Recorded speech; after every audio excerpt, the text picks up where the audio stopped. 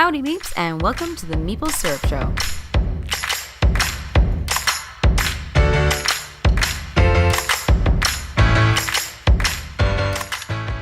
Meeps. It's Wednesday night, 9 o'clock p.m. Eastern Standard Time. For Jesse, I guess that means it's 6 o'clock? 6 o'clock Pacific Standard Time. Yeah. Elizabeth, you're in Maryland? Yep, just outside of Washington, D.C. Right, so you are currently also in the Eastern Standard Time. Eastern. Wonderful. Or whatever we call it now. Eastern Daylight? I don't even know. I always lose track of which is which. Yeah, me too. So we're in the Eastern time zone. How's that? We're here with Elizabeth Hargrave, and we have a bunch of questions for you because let's just get it out there. You're doing awesome, and everything's coming up, Elizabeth. So why don't we start with talking about how did you become a designer, Elizabeth? What made you want to design board games? So I had probably been playing games for about 10 years already, and this would have been maybe 2014-ish, and just started talking with some friends about how we were kind of tired of all the standard board game themes, which among the games we were playing was like castles and trains with a few other things scattered in, and just started talking about like, why are there no games about things that we're actually interested in? And not long after that, I started making up some cards just by hand with different birds on them, and playing against myself for a while, trying to see if I could get a little system to work where instead of, wood and ore and sheep, you have different kinds of bird food and birds that eat them. So is birds, sorry, I was going to say, is birds the first concept of this, like just from the beginning? Oh, yeah, definitely. Okay. So it's always been birds. That's what I was going to say. Always birds. It's been birds. Yeah. So you went pretty hard. 14 years of birds. No, like 2014. I was going to say 4 years by my count, but okay. I don't know. Could be wrong. Math. Yeah. That's great. And when you decided to do like what at that point was very much a non-traditional theme, what other themes have been going in your mind other than birds? I want to know like what you're thinking of next. Now, what am I thinking of next? Sure. So I have a game that just got signed that's about monarch butterfly migration. Mm-hmm. So like butterflies on a map moving north and south. I am working on a game that's based on an experiment that actually happened in Russia where they tried to domesticate foxes into dogs. So it's a genetics game. Yeah. I just love that story. I get really hooked by like little snippets of stories that I hear, and I'm just like, that could totally be a game, and my brain is off and running. So I think that raises that bigger question going down the design route is a theme or mechanic for you? Because people always love to hear other designers' processes. Yeah. So do you mind if we have a little bit of here, like, how does your process work? Totally theme first. I just keep a running list on my phone of little things like that catch my eye. So, for example, when Button Shy did their contest for Gen Cant last summer, looking for 18-card games, I just kind of looked through that list, and that one was a little bit theme and mechanic first. I had heard a couple people in a row sort of say, why aren't there more I Split You Choose games out there? So I was like, okay, if I did I Split You Choose, what theme would go with this? And I had made notes about Victorian flower language, the fad of like assigning meanings to the different flowers that you give people that happened in Victorian times. And so, that was the beginning of Tussie Mussie, which is about to come out. So, yeah. Nice. Yeah. So actually, I guess perfect time since you brought it up is why don't we plug the new Kickstarter and maybe a bit of the story about how that came out. We could definitely go back to your design process because, it's always curious, but let's talk a little bit about Tussie Mussie. Sure. So it'll be on Kickstarter at the end of this month. I think May 28th we're aiming for, from Button Shy. So it's one of their 18-card wallet games. And so from that original inspiration of I Split You Choose plus flowers, it's a game about giving flowers to other players, and you're sort of collecting a little bouquet of flowers in front of you that all score based on what else you have already in front of you. So, and then the I Split You Choose part is that you give 2 flowers to the person next to you, but one is face up and one is face down, and they have to decide which one to keep and which one to give back to you. Very cool. Travis Magrum is saying, I got to play Tussie Mussie. I can't recommend it highly enough. Oh, thank you, Travis. That's awesome. It's a fun little game. It came together very quickly. Sounds like it, but I think sometimes that's wonderful, right? Sometimes the best things just aren't these games that you spent 4 years planning, or 3 years or whatever, 2 years. Yes. And so lots of people right now are very curious about Tussie Mussie, says Paul Saxberg. So already let's get this Kickstarter started. It's on you think May 28th? May 28th. Okay, and from Button Shy, so look out for that. Excellent. Cool. So I'm noticing a trend between all of your designs. We've got Wingspan, which has real world birds with lots of real world bird facts. You've got a new game that you've just signed about monarch butterflies, you'd said, and now we've got Victorian flower language. These are all like actual things, but not just actual things in the world, but things that you can include information where people will learn something about the world that maybe not everybody encounters, whether it be weird idiosyncratic facts about dating in Victorian England, or information about birds that you might not realize you're seeing every day. How important is that real world connection to you? And is this just a coincidence that all your games are like this, or is there something deeper to it? I don't know that I'd say it's important, but it's just kind of something that interests me. Like I was saying before, like I get hooked from this little story that exists in the world that like I want to tell people about and try and figure out how to tell that story through a game. The one game I'm working on that's in super early stages that I haven't mentioned yet is about stunt people, so I'm not sure it falls into the same category. But are we learning about stunt people? It's a true existing thing in the world. Like I do think that appeals to me more than sort of fictional settings. I don't know why. It's just the way better I than think. orcs and elves. Yeah. You like to be grounded, even though you're flying. Yeah. Right. Okay. Briefly, through a flaming hoop. Oh, or that, right? As a stunt meeple. Right. And then we combine all the games and have quite the chaos going on. Right. Yeah. No birds through flying into flaming hoops, people. So go ahead, Son. What are you gonna say? I was gonna ask Elizabeth. Do you find it easier to make games that are grounded in reality, or does that actually make it harder? Because for me, magic is like the be all and end all of why can we do that? Oh, magic. Okay. Right. Explain everything away.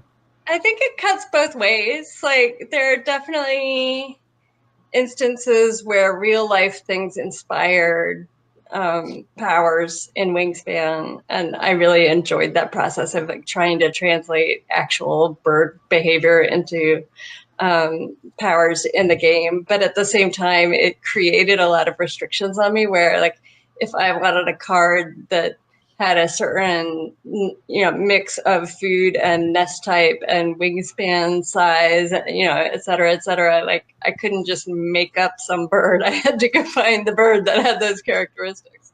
So that was definitely a lot of work, like coming up with the set of birds that all stayed true to their actual information but worked together as a set, as a playable game.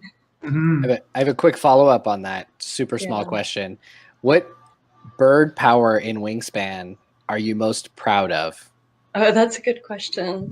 I really like the ones that can move from habitat to habitat when you activate them. And I especially like it because some people don't realize why you would ever want to do that when they first see it. And then when they get it, they're just like, oh, yes. The rounds matter. Yeah. So that's really fun. Here we have a question from the audience. Zach Connolly, one of our fearless moderators, asks, you were clearly passionate about your theme. How important is maintaining the theme to you when signing a title with a publisher? Ooh, good question, Zach. Yeah, that's a good question, right? Because a lot of people sort of give the advice that you should always be super flexible on your theme when you're trying to get it signed. But I don't think Wingspan, it wouldn't make sense to retheme it. Like I had to find someone that wanted to work with the theme. And the same with the Monarch Butterfly. Like, it doesn't make sense to do as a game, like, what I guess you could do something else that's moving north and south on a map, but like why? Why bother? I don't know. Train Something. I was gonna say dragons. I don't know. something else that Right. migrates, but is basically just gonna be the same thing then. Right. So why? So yeah, I would not have let someone retheme Wingspan. The birds were kind of the whole point. Sure. Brother Ming asks, any cool bird trivia that you felt was really cleverly captured by that bird's card mechanic? So my favorite sort of, and the inspiration for a lot of the card powers, the fact that the birds even have powers on them, was the brown-headed cowbird, which in real life is a bird that does not build a nest because it just lays its eggs in other birds' nests. So it Right. doesn't need to Like a build a cuckoo. nest. Yeah. Yeah, right. Cuckoos do the same thing. And so cuckoos also have this power in the game, which is that when other people lay eggs, your brown-headed cowbird or your cuckoo can then also lay an egg in one of your other birds' nests. Oh, very nice. It's almost like a follow power in. Yeah. I always That's liked kinda the predator birds that you were like, flip a card and it's like, was it small enough? I ate it. Was it small enough? I ate it. I don't know why. That always makes me happy. Right. Yeah. It's that uncertainty. vicious. It's like gambling, right? It's like, and you're done. I don't know. Yeah. That's cool. This is interesting. It's not a question. It's just that you're the only one that Helena Capel Hey, Helena. addressed by name. The rest of us, we're just kids. You're just kids. That is true. That's true. That is true. probably really Now accurate. I do want you to know that you are getting a whole bunch of backlash about trains right now. People are yelling trains and That's because they move north to train south. pictures. I'm okay with train games. I just don't want to make one. Good, That's good fair. answer. Good answer. So with Wingspan being so popular right now, what's next for Wingspan? So we're working on expansions. I've wrapped up my part on one of them, so I've made a whole new deck and some other stuff to go with it. And I'm working on a second expansion, just starting to like pull the bird list for a whole another continent. So that's fun. That's the fun part where I get to like look through field guides at all the pretty birds and say, oh yeah, that one definitely has to be in. Mm-hmm. So Very neat. What- We so- cannot wait to be looking at anime characters. We're looking at animated characters. That's probably true too. I was gonna say, so when you went to start doing the expansion, what continent did you pick and why? Or do you have a priority order of what you're trying to go through? Because I'm really curious because all the birds are so different all over the world. So they are I- so different. It's really fun. We haven't said what order we're doing them in. So I'm not Oh. gonna, the whole Stonemeyer like hype train. We gotta. I've stumbled on some clues for you people, but no specifics. That's really interesting. That is a really good. Yeah, I actually don't know the timeline of when Jamie's gonna say what we're doing, but so I will remain mum right now. But what was the other part of your question? You wanted to know what continents in what order. Was there Well, I something wasn't else? sure what. Oh. Well, so what can you tell us what the next expansion continent is at all, or not yet? No. I wasn't sure if it was like you just couldn't share the order because that would give away too much. I would assume it's all continents but Antarctica. So Antarctica has 45 birds on it, which was Is that a enough? topic of discussion on the Wingspan Facebook group today. It was like, could you do Antarctica? Maybe you could combine it with the Arctic and do sort of a polar expansion. I don't know. I I'll mean, think I'm about really it. looking forward to the Australasian one with all the birds that do weird things. You know, I Yes, have been the birds hearing that do a weird things. lot from people from Australia. They love their birds down there. Oh, they do. they do. Yes. It's I mean, really there's lots cool. of people love their birds, but like I mean, they have a lot of good birds to love. Wow. They have a lot of parrots and birds of paradise and kiwis. They're so cute. Yeah. Zach Connolly has another question. He says, having worked on Wingspan for so long, how did your design process differ when working on the button shy contest? Oh, that's a good question. That's a really good question. I mean, 18 cards is so different from 170. It was so refreshing. One thing that was super different was that with Wingspan, I started with handwritten cards, and for a long time was kind of making them one by hand before I learned Nandeck, which after I learned Nandeck was like, why did I not do this months ago? So, which is a program, you can use Nandeck or Component Studio or InDesign, but they all will let you merge spreadsheet data into a standardized card layout. So you don't have to make each card individually. You can just have your spreadsheet with all the things you want on the card, and then it'll make them for you. So that was a huge difference because I was like, Tussie Mussie, 18 cards. I started out doing it in Word, but like by the second iteration, I was like, this will be faster in Nandeck. And I just did it. And even just for the 18 cards, it's become such my tool of choice for making cards at this point.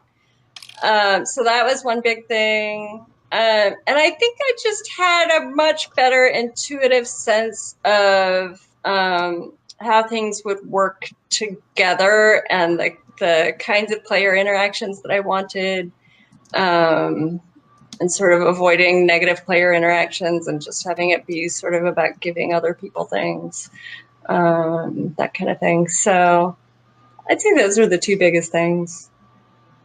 So I think you brought up a really interesting thing with the Nandeck idea, and this idea of like we discover these tools and all of a sudden everything just gets so much easier. And so what I'm curious about, is there any other kind of like books or tools or apps, whatever it is that you discovered recently that you're like, where has this been all my life? That's the biggest one. I just started learning Inkscape. So I am of the design philosophy, which probably isn't true for me anymore, of like, you're probably not going to make any money with your game. Don't spend a lot of money on computer programs. So like GIMP and Inkscape, GIMP and Nandeck are both free. And so GIMP is, I don't know Photoshop. The right graphics term. It's like Photoshop, but Inkscape makes vector graphics. Mm-hmm. So I just it's illustrated. That. And have a friend that has a laser cutter. So I'm going to get to play with a laser cutter for the first time, which is why I was like, okay, I have to learn how to make vector graphics. Because it wants things in that format. So those are some of the things that I've been playing with lately. Yeah, laser cutter is kind of on my wish list. Yeah. Kind of on my wish list. I would make one. My friend has one, but it's like, and I have to worry about his schedule, and I'd just rather do it. So one of my best friends works at a program actually where his entire job is just teaching kids how to do maker stuff. So nice. He has like routers and laser cutters and 3D printers and all that stuff, which is like, if I can't go use it freely, but I can sort of beg it off of him every once in a while and without being too annoying, hopefully. Right. Okay, I just have to warn you, this may cover our faces, but Brother Ming, my little brother, Ming Titi, is so passionate about one thing that he wants to tell you. He wants to ask you, have you ever played Hatoful Boyfriend? What? And here we go. It's supposed to be a Japanese game. Hatoful Boyfriend is an entire visual novel where the characters are talking birds. Not anthropomorphic birds, just straight up birds. It's incredible. You play as the only human character, and what starts off as a silly visual novel turns into a post-apocalyptic tale about humanity's destruction of nature. That sounds amazing. What is it called? Hatoful, Hatoful Boyfriend. Hatoful Boyfriend. Definitely a Japanese game. That is definitely. I will definitely check that out. I think that we're all going to check it out, because who doesn't want to be the only human in a world full of birds? Absolutely. Post-apocalyptic bird world. That's awesome. That's an interesting point. No, Zach says schools here in the U.S. have gotten rid of shop classes. I'm wondering if makerspace classes might move in. And I definitely think in Canada we're seeing that as well. We are moving that way. I think part of it is too because if you think about the type of equipment and materials that you're using, the makerspaces tend to be a little bit more on the easier side. Like, yes, there's some more tech stuff, but it doesn't tend to be like high industry, like power, like saws as often. You're not going to get cut by a. You're not going to lose an arm necessarily. Right. Might be the big distinctive difference. And so I wonder if maybe it's just less liability for the schools. So it's actually a good direction to move in. Yeah, that's interesting. Yeah, my friend's program is actually at a library. Yeah, that's what we've got. And my impression is that a lot of their sort of funding and justification for it is that the kids are learning sort of tech skills, like how to program the laser cutter and the 3D printer and stuff like that. And that's so sort of a less shop class justification of needing to be able to make things with your hands, and more about the tech side of it, for better or worse. Right. Yeah. Very cool. Very cool. Brother Ming is still yelling at us. Just Google it. The images will tell you everything. After the show. It is I'm not going to distract myself while we're chatting. So Ming is a very good friend of mine, and he is probably sitting at his computer right now yelling at us through the computer, because that's how you make your computer put words in capital, right? Can you add photos to the comment section? Can you just post them for us? So we don't have to look them up. Yeah, go post us the links, man. Come on now. There you go. Helena is saying that's what she does for her school when she's teaching a lot of makerspace stuff. Awesome. And she said that they're moving away from just making to making things for a reason. Maybe inquiry, right, is the main focus for the most part. So that makes sense. Yeah, very, very much. Yeah. Jason Mohan of Big Kids Games is saying, I enjoyed and I'm glad to have had a woodshop class in high school, but I would have benefited more from a makerspace class. Zach Connolly is, bring back shop. He's also yelling at his computer. There's a lot of yelling today. There, you bring out the best in people, I tell you. Apparently so. They're very passionate. Well, this is one right here. Those saws. Okay, let's keep going. Manolis, who's a designer from the Toronto area, says, you have become a strong voice for female equality in the board game industry. Is this something you've been passionate about, speaking about voices and having one, about in the past careers, or was it more of an observation on the current state of the industry? What do you think? It was really more an observation.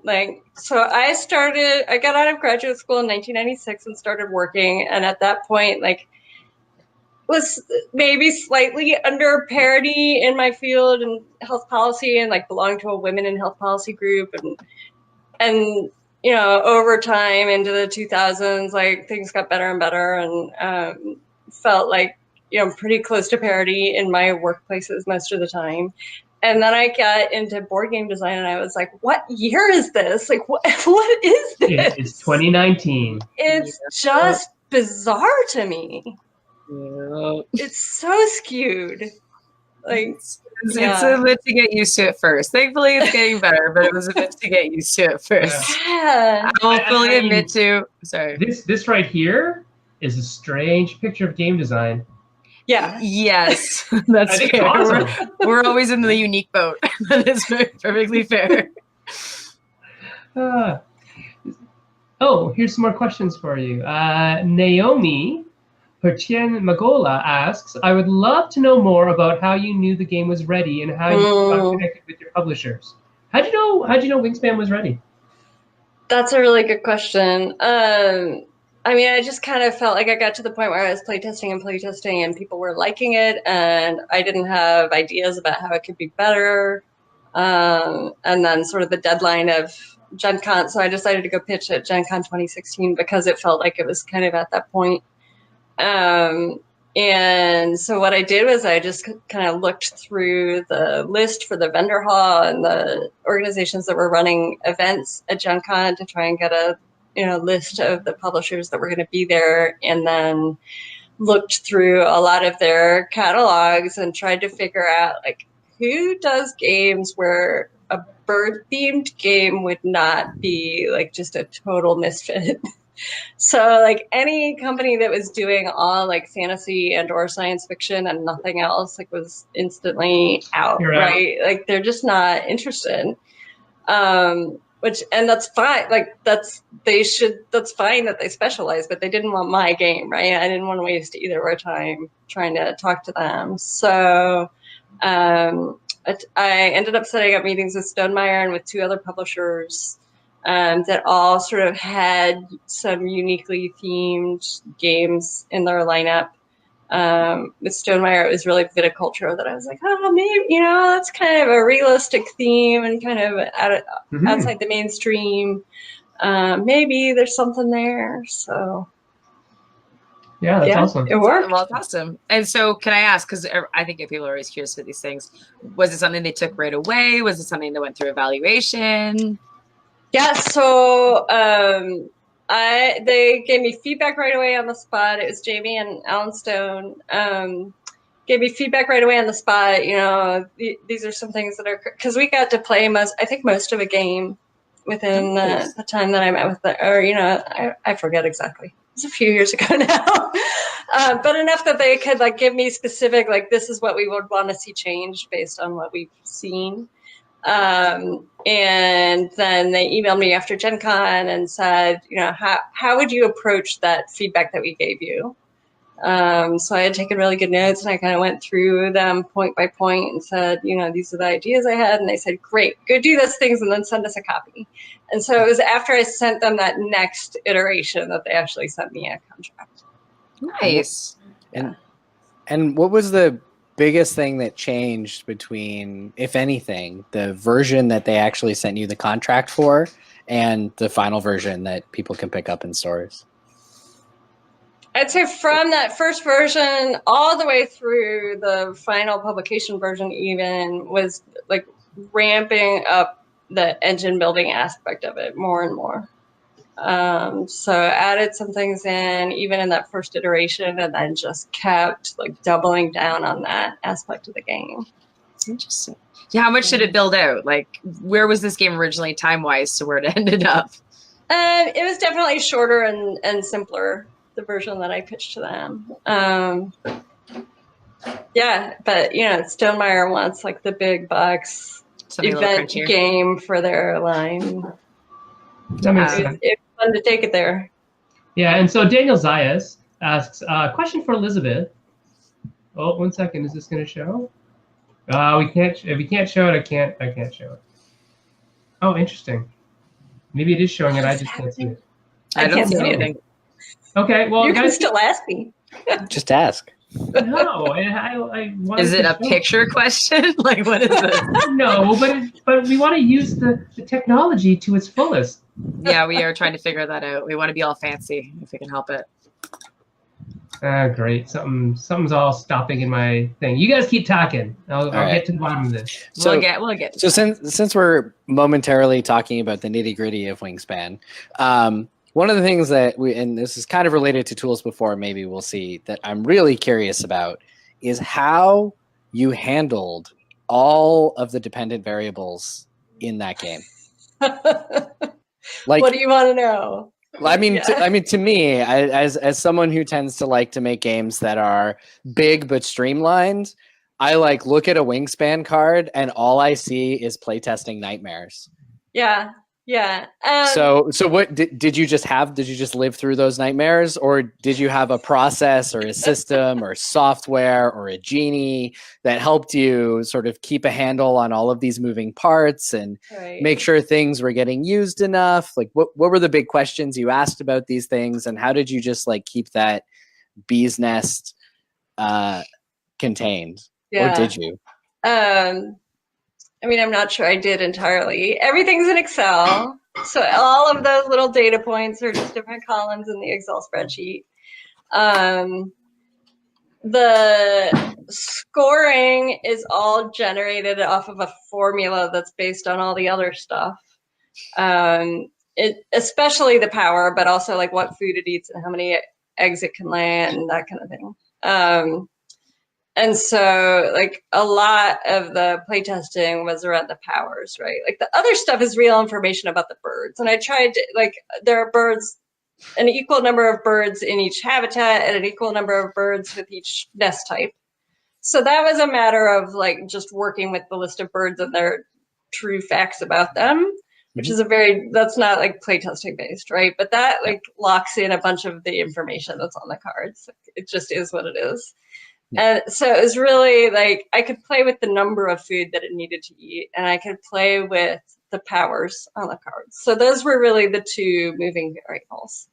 And so then that was like, playtesting, and then asking people to tell me as they were playing or at the end of the game, like which ones seemed underpowered, overpowered, which ones were fun, where were we getting like interesting combos that emerged from play and things like that.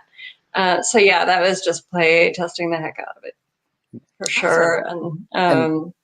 And if you were to write a formula for making a balanced decision about a bird card, what percentage weight would you give to playtester feedback, and what percentage weight would you give to your formulas? I didn't want to get into tweaking everything by hand for 170 cards. So it's mostly formula based, but then I would sort of revisit the formula if someone was like, this is overpowered. I was like, okay, why does this feel overpowered? And it's because the formula for that particular type of power, I was assuming that you get X number of points out of it, but really you can only get 2 out of it, or more or less than what I was assuming, that kind of thing, but more on a group of cards level than individual. Or if I made that decision about one card, it would usually affect multiple cards in the game. I wasn't like going in and tweaking every individual card, because that would have been just too much. You'd eventually just loop back to the beginning again and just keep going. Right. I think keeping it sort of formula based avoided having sort of unintended consequences of like, now that I've changed this card over here, now everything relative to it is off. Right. So we did get Daniel. I was going to say we did get Daniel's question, the one we can't see for some reason. And so the question was basically, what's the funniest thing that you know about Jamie Stegmaier? Or funniest thing you could share about? I don't know where the line is drawn, but I'm not sure. That's a really good question. I can't think of anything particularly funny. I'm sorry. Is it just that Jamie's not particularly funny? No, I mean, we were super collegial and like emailing a ton through the whole process, but it was mostly about the game more than him telling me funny things about himself. I just Okay, I'll buy that. Sir Bob has a question. He said, with the game length altering in Wingspan, have you implemented the Stonemaier alterations reasoning into your future design? For example, have your quick games now have more engine building? Right. It depends on the game. The Monarch game that I have is going to be, I think, a little lighter. We'll see. It's in development right now, so who knows? But and Tussie Mussie isn't really an engine builder, unless it's more set collection. What else you already have in your hand? So it depends on the game. The Fox game I think is going to be heavier, and I'm trying to figure out how to have a nice build to it. I'm still sort of working that out. Interesting. Yeah. And what's the mechanical basis for the Fox game? Because it fascinates me already. Like. Yeah. So there were a bunch of different traits that started just naturally. So when they were selecting the foxes for breeding, they selected them only based on how friendly they were towards humans, or like curious and unafraid of humans they were, sort of trying to mimic the natural domestication process that might have happened millennia ago, right? But all these other physical traits started popping up in the foxes as they bred them. So like their tails started wagging, and they started barking, and they got spots, and their ears got floppy. It's crazy. It's a wonderful story. And so I have these cards that have those 5 traits on them, and sort of a mother's side and a father's side, if you can picture that. And then, so you take a mother fox and a father fox that have certain traits filled in on them. And then you roll a bunch of dice and you decide which die. There are rules about how the dice would cause the traits to flow down from your mother and father fox to your pup. And then this is where the laser cutter comes in. They have these little boards, sort of card, tarot card size boards that have little holes cut out in them for chits. And so you're marking the traits on your pup as they come up by putting little chits in your pup card. That's neat. Yeah. Are you aiming for a type of like animal, or is it like trying to what's get the all objective? the traits to express themselves and have a domesticated dog out of your foxes? Okay, so the end result is actually to finish the domestication. Right, Okay, gotcha. Right.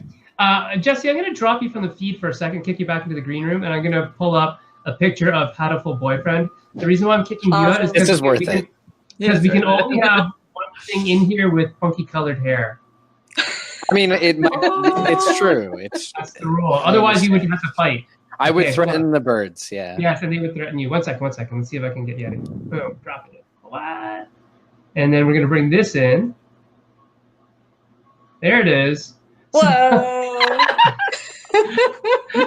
I'm gonna show it solo because it is just that important. Oh my God, I love pictures of birds wearing like leather jackets with mohawks and sunglasses. And it says, the text says, this is what Ming sent me, by the way.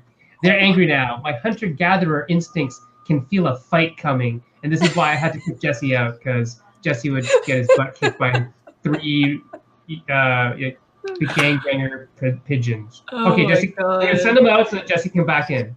All right. Had a full boyfriend. Hatoful boyfriend. Yeah. Hatoful boyfriend. That's what I can take him. Let me at him. No, you cannot. 3 of them.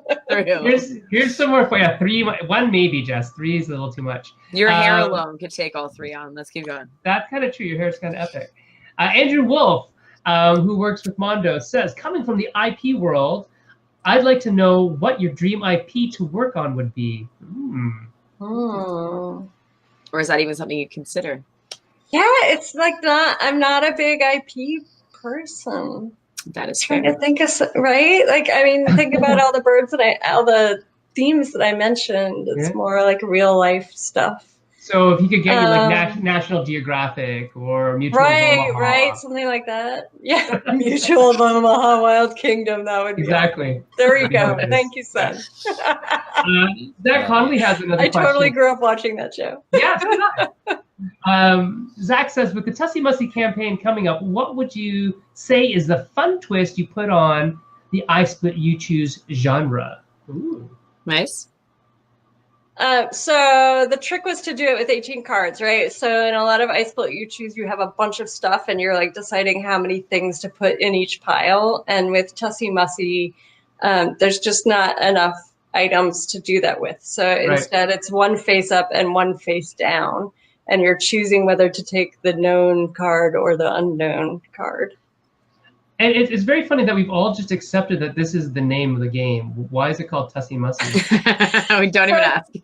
Right? Tussie Mussie is like a name for a very specific style of bouquet. I think. Well, there you go. Yeah. There is a reason. There's a reason. Yeah. It's fun to say. What matters? Exactly. Matter. As soon as I saw the word, I was like, oh, right? Did you back Tussie Mussie? I backed Tussie Mussie. Well, you should back Tussie Mussie too. Back Tussie Mussie. I don't know. Is there a backer level that gets me a bouquet? Ooh. Oh. Yeah, you should like totally team up with like what's that FTL?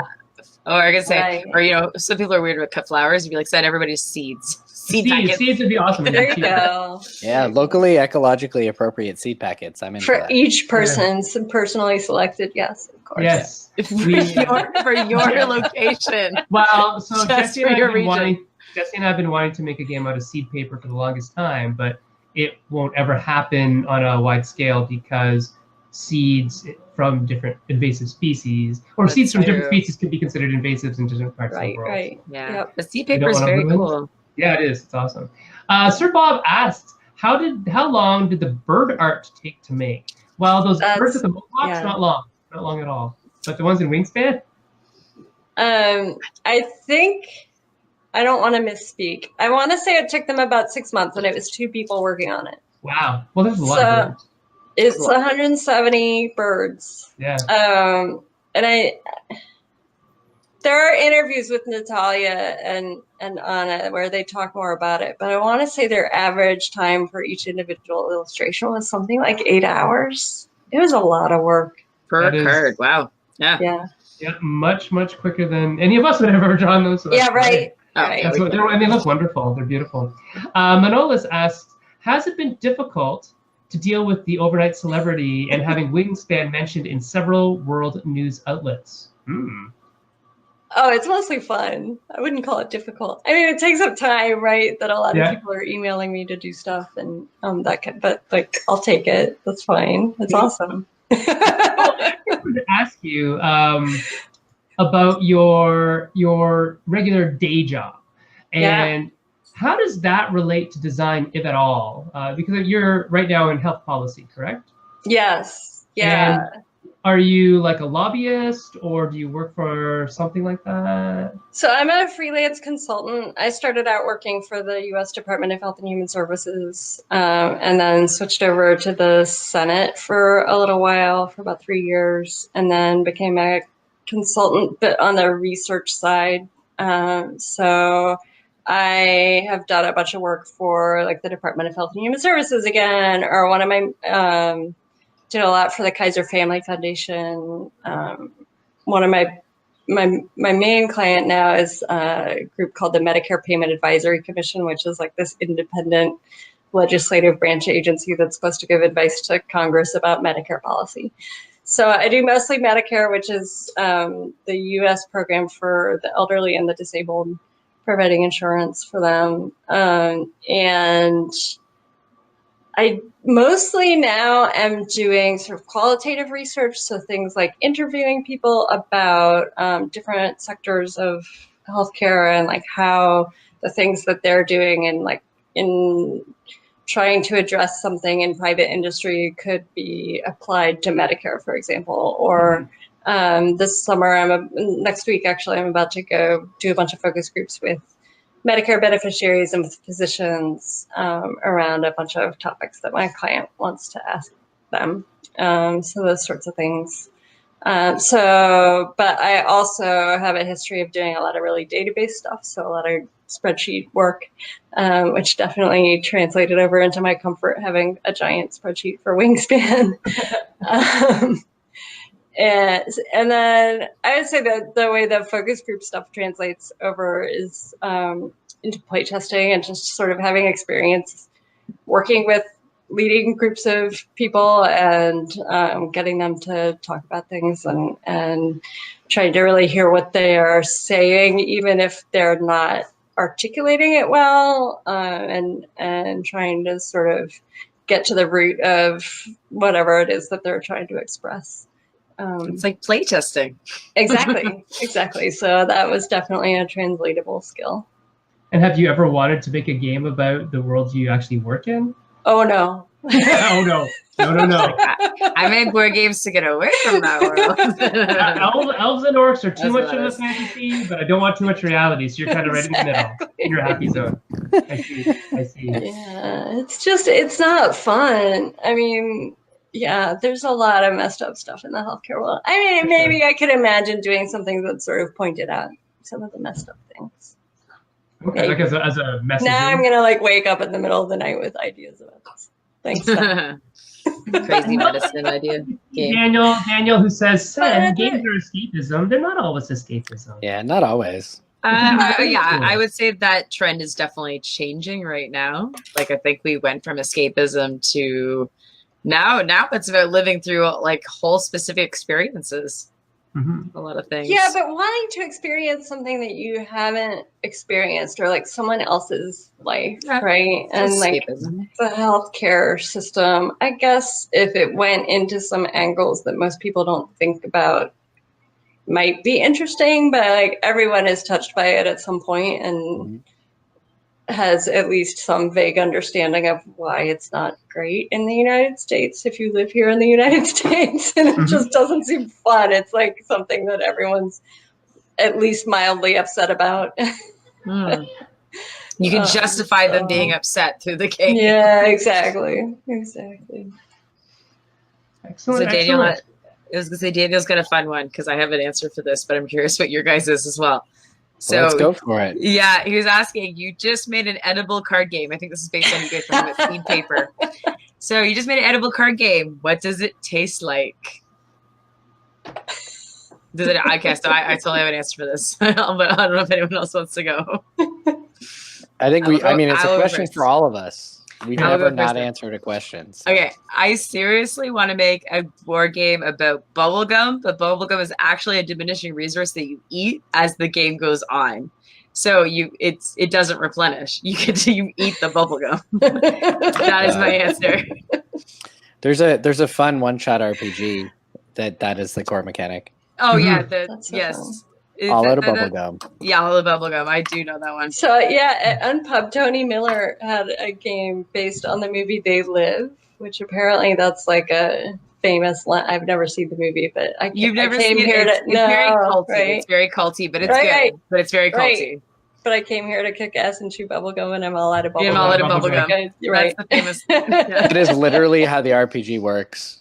So there's an RPG. You can either roll dice to kick ass, or you can spend one of your bubblegum to chew bubblegum. And eventually you run out of bubblegum and have no choice but to just kick ass. Isn't there a weird mechanic in that one too, where you can't do really like basic things? That's without, exactly like, what it is. So yeah, I was gonna say because that's a funny yes. one. Yeah, it's like you can if you can't describe yourself walk. as like if you describe yourself as like jumping over a handrail and doing a ninja roll while you're shooting fine. 3 guns, Yep. you're awesome. You don't have to chew bubblegum at all. do anything. But if you want to cross the road safely, You want to climb some stairs? walk, Forget chew it. bubblegum. You gotta chew the bubble. I love that concept. Yeah, it's pretty fun. Yeah, it's super fun. yeah. Sen, what would your edible game taste like? Oh, my edible game would probably taste like, I don't know, probably something spicy. I like spicy Ooh. foods. It'd be spicy. It could be like a Maybe pepper ginger. challenge. No, it'd be ginger. It'd be ginger of some kind. Both out of respect and hatred for my mom's cooking. 'Cause she like puts like big chunks of ginger, and then you find them while you're eating. This is a very Chinese Asian thing. And then you're like, oh, I like the ginger. Like, oh my god, there's so much ginger. You're like, too much. Where's the shavings? Why they're Right? cubes? Yeah. No, like this is like Oh, no. half the root in my mouth. That is not a potato. That is not a Yes, potato. that is not a potato. No. Um, So bubblegum was also the first thing that came to my mind, but my brain is going to like Jolly Ranchers and like when you're a kid, miss not Jolly Jolly Ranchers, Ranchers. Jelly Bellies, also Jelly Oh. Ranchers. Oh, you Jolly think Ranchers Jelly are Bellies, and like gross as a kid, flavors. when you're like, what flavor is this? Yes. You know, that whole experience. I was Mhm. working The that cheap- into a board game. the cheap jelly beans, you mean? Well, you can't guess the flavors, or the Jelly Bellies where there's too many flavors. Right, the Jelly Bellies where there's too many flavors. You're Yeah. like, is I like this the popcorn one? That seems Yeah. that seems like the right flavor for a board game, because then you can like make a mechanic out of it. Right. There you go. Because I Some was of the thinking Jelly roll up. Bellies. I was thinking Were you? too many flavors of Jelly Bellies. That's what Yeah. my game would taste like. Ming You're is gonna have still a yelling gimmick. at It the needs to be a computer. mechanic. He is still yelling. He is I always still- confuse the ginger with potatoes. We got new yelling. All He right. also has an Asian mom. Also Asian mom. Another question. We have another question from Brad Batchelor. Hi, Elizabeth. Sorry if you covered this, but what are some of your favorite games? What inspired you? Mhm. Yeah, Nothing with trains. when I first started on Wingspan, I was playing a lot of Race for the Galaxy. Okay. So that always amuses me when reviewers are like, think of Race for the Galaxy, but with birds. And I'm like, yes, exactly. You That's got where it. it came from. What else? I just did an episode of 5 Games for Doomsday that hasn't posted yet, so I don't want to ruin the surprise. Oh, no, there they with can go over my there. list of favorites. Yeah. That's fine. Well, there you totally go. To get your answer, then tune in to 5 Games for Doomsday. There you go. Wonderful. Um, What's next? Well, we got a few minutes, so we should probably think about aiming ourselves in a more general direction than digging into the details of Wingspan.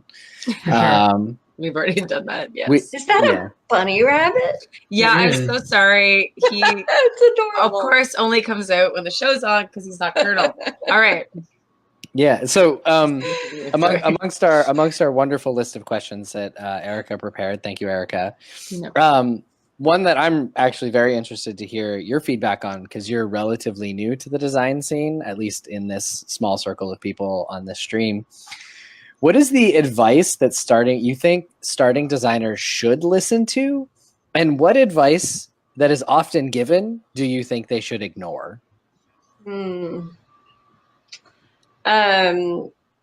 Definitely advice you should heed is to get things to the table as soon as possible. Like, I think when I was early on, I spent way too much time in my head. And now I'm just like, I don't even bother. Like, just get it on the table and we'll see how this works. Like, I don't need to think 10 steps down the road. I'll start with a little piece of it and just keep adding. Advice you can ignore is, think about whether you really need to be willing to retheme your game, or my advice to heed would be like integrate your theme so intimately with your mechanics that it would never make sense to retheme your game. That's fair. And you know what? You don't have to retheme a game, guys. It's up to you. You don't like, I think there's sometimes this idea that it's like, and especially I think when you're first starting out, you're just like, but I just want to sign something. And sometimes you have to stop yourself and say, but what do you want it to be? Right. Right. And that's okay to say. Yeah. About retheming, I guess there's a point when retheming, it's like, okay, it doesn't matter because this game could literally be that thing anyways. Yeah. And that's fine. Those games are typically, maybe not as thematically integrated. But for other people, when the theme matters, whether it's something that you love, like birding, or something that you're passionate about, like, it's the part of the world that your family comes from, you don't have to retheme that. You could wait. And it's just a price you pay for wanting some creative control. It's that you might not get it signed today. It might get signed tomorrow. But the cool thing about it is that usually the games where the theme and the mechanisms are so tightly integrated that they couldn't be anything else but, those are great games, right? Yeah. Because they speak to people. And I think that's intuitiveness for playing, I think. And I think that's what we've talked about this a bunch of different times. Yes. And so familiar themes are really important because everyone feels like they inherently know kind of what to do. And when it works together with the mechanics, then it becomes a very immersive experience. Yes, good point. But Daniel's Eyes is saying, why isn't this Birds in Space? Exactly. Or Birds but in space. If there's no atmosphere, I don't think birds can fly, right? No. But spacesuits. We can make them very adorable bird spacesuits. But not zombie birds. I don't think we need zombie birds. Zombie birds would be like super scary. Some people are already quite afraid of birds.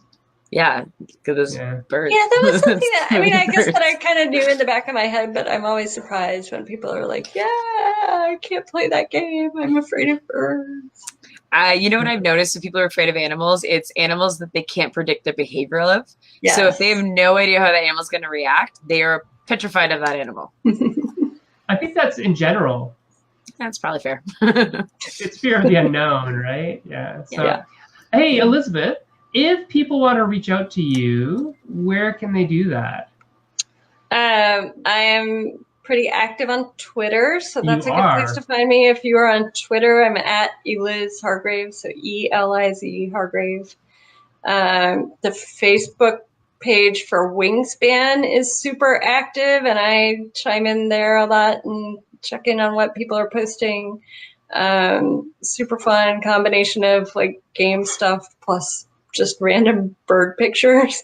I'm sure if no one has posted about Hatful Boyfriend during this thing, I will go share Hatful Boyfriend with the Facebook Wingspan, the Wingspan Facebook group. That is totally something up the alley of that group. yeah, those are probably the two best places to find me right now. Excellent. Random question. What happens if you post a cat picture in the Oh. Wingspan Facebook group? Has it A happened couple yet? people Is have it like a posted thing? pictures of cats in nests, and are like, "What kind of bird is this?" Because there is a bird that's a cat bird. Yeah, true. Paul would like to know what conventions you are likely to attend in the near future. So I'm actually going to be at Stumptown Games Summit randomly on the West Coast because I'm going out there for work. It just happened to be at the right time to go there to Portland. So that's coming right up.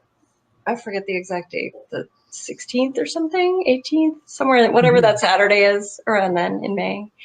And then I don't have any until Gen Con. So I'll be at Gen Con and Tabletop Network and BGG Con and PAX Unplugged and a little local con called Washington.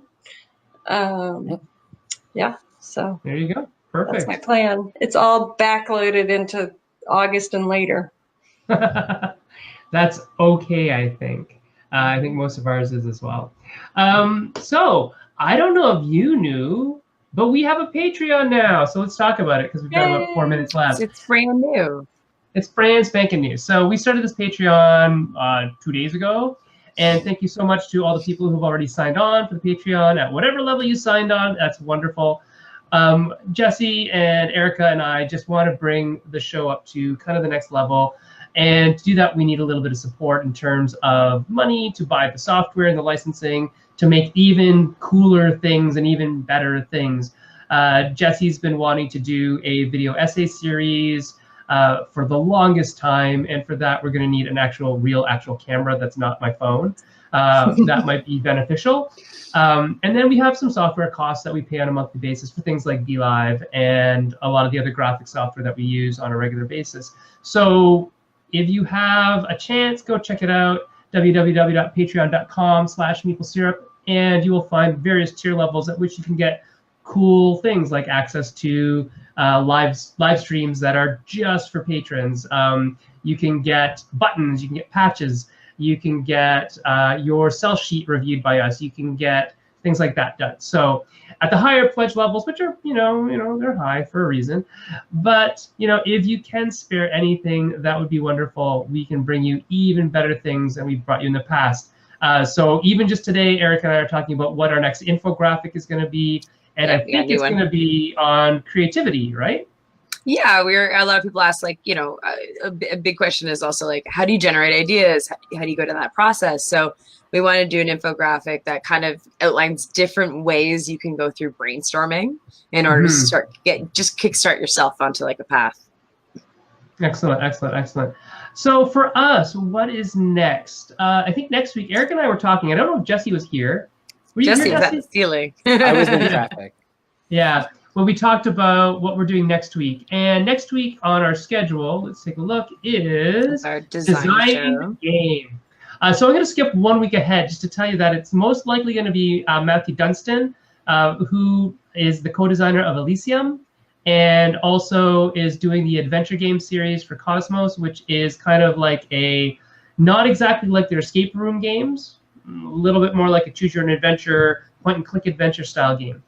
And so they're not really a solving game, they're more of an experiential narrative game. And Matthew wants to come on and talk about writing in the game industry. So not just in the game part of it, but also blogging and the Design 100 that he does and all sorts of other things, and how writing can be useful in getting your career to a point where people are actually, following you, listening to you, wanting to know more about what you do. So writing in the industry, that might be on the 22nd, which is in 2 weeks. But next week, we're going to do a design in the game thing. And Eric and I were talking about why don't we do a lot of brainstorming with all y'all, with all the people out there watching in Meeple Syrup Land, having you guys come in, not necessarily on the show, maybe on the show, I don't know, and talk with us about a new topic. Oh, Erica just crashed.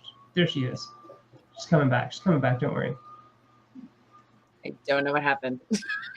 I don't know either. So, Erica, can you explain what might happen on one of the kind of designing the game days where we brainstorm with the people, with our meeps? Yeah. So I mean, this kind of stemmed from some of the conversations we've been having about like design diaries and like all these things, because I think people like to see the process that you go through to get to an idea. So we were kind of playing with the idea of picking some sort of random starter, whatever it is, if it's like a topic, sentence, whatever, or a theme or mechanic. Charmander, sure. And then we'll go down a whole process of like, what would that look like? So we could even play around with, like we were talking about dream IPs, maybe things that we would never actually come about, but why not go through the process of like, what does it look like to actually design or build an idea around an IP? Because I think the process itself is quite interesting, and then we can get people to jump on and see kind of like a group brainstorm. Let's see what kind of games we start popping out for our design focuses and kind of model what that looks like. Excellent. Okay, so I think that's almost about it. Where do we get in touch with everybody here? Erica, where can we find you? All my game stuff is usually Twitter, which is Frenemy Games, Frenemy with an I. And then more of the personal stuff is Facebook. And then there's always the Facebook group. So we've got the Meeple Syrup Facebook group, which if you ever want to send a message, you can get any of the three of us. And we also have the Meeple Syrup Shop Talk page. So if you haven't joined that, and if you have any design questions, industry questions, whatever it is, or even just asking like opinions on stuff, or like, hey, what check this out, definitely join that and start getting in on those conversations and part of that community. Yeah, we've got about 500 really active community members who are part of the industry in some way or the other. So come on to the Shop Talk and chit chat. Jesse, what about you? Where can we reach you? Meeple Syrup Facebook page. That's your best bet. You can tweet me, but I won't see it. It's at TT Void if you really want. You can reach me on Twitter at Senfeng Lim, all one word, and on the Facebook page as well. And Elizabeth is at Eliz Hargraves. No S. With no S, yes, Hargrave on Twitter. I corrected that on the scroller. So hopefully you can get in touch with us if you want. And one last message from Stephen Dirk. Stephen Dirk says to you, Elizabeth, that he's looking forward to his local retailer to getting copies of the game finally to host a board game at our local Interpreter Center. Thanks for a great game. Yeah, they should be there any day now. They're on their way. They're in the United States and making their way to stores. Excellent. Jesse? All right. I was going to say, before we run off, we do have one last question. Yes, last question. It's tradition. Elizabeth, if you could give one piece of advice to game designers in other general, than the ones you've already given. Other than the pieces of advice. Yeah, you already asked me this. I know. I have to give one more. Okay. One piece of advice for every designer to hear. What piece of advice would you give?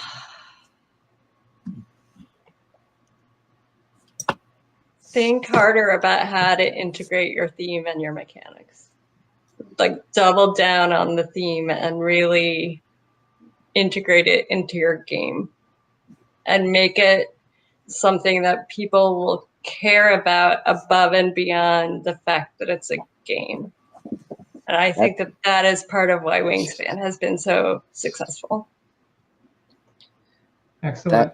That is not gold, but a diamond. That is a great piece of advice. Make it something people care about above and beyond the fact that it's a game. Make it good. Yeah, excellent. And integrate that theme right in there with your mechanisms. Awesome. So we'll see everybody next week, same time, same place. Meeple Syrup is here to stay. Check out the Patreon. And thank you very much, Elizabeth, for joining us on the show. Elizabeth, thanks for having me. It was wonderful having you. Yeah. Erica and Jesse, we'll see you guys soon. You bet. And we'll talk to everyone else soon. See you later. Bye. Bye. Thank you for watching the Meeple Syrup Show. If you'd like to help support our show and the podcast, please visit www.patreon.com/meeplesyrup. Thank you for your support.